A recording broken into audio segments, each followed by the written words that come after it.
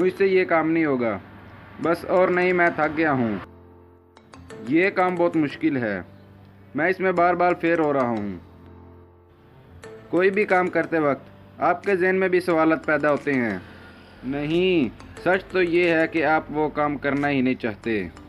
थक गया हूँ, मुश्किल है, फेल हो जाऊँगा। अरे ये तो बहाने हैं जो आप उस काम को करने के लिए बना रहे हैं।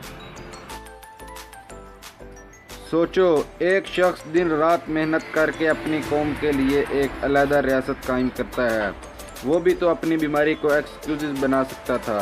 नहीं, लेकिन उसने काम किया, मेहनत की और हमारे लिए एक अलहदा स्टेट कायम की। अगर एक शख्स 10 बार नहीं, 100 बार नहीं, 10,000 बार फेल होने के बाद भी इस सदी की सबसे बड़ी इन्वेंशन बना सकता है, तो वो इतनी फेलियर के बाद एक्सक्यूज़ भी बना सकता था। लेकिन उसने बहाने नहीं बनाए और इस सदी की सबसे बड़ी इन्वेंशन यानी बल्ब बना डाला।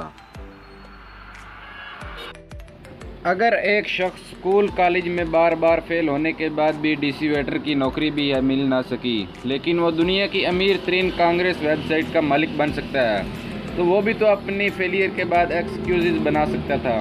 लेकिन नहीं, उसने मेहनत की, दुनिया की अमीर तरीन वेबसाइट alibaba.com का मालिक बना। कहीं आप भी एक्सक्यूज़ नहीं बना रहे? आप भी अपने आप को धोखा तो नहीं दे रहे? मेरी बातें गौर से सुनना। जो लूज़र होता है उसके पास हारने के लिए बहुत सारे तरीके होते हैं, लेकिन जो विनर होता है उसके पास जीतने की सिर्फ एक ही वजह होती है, जिसकी वजह से वो जीत जाता है।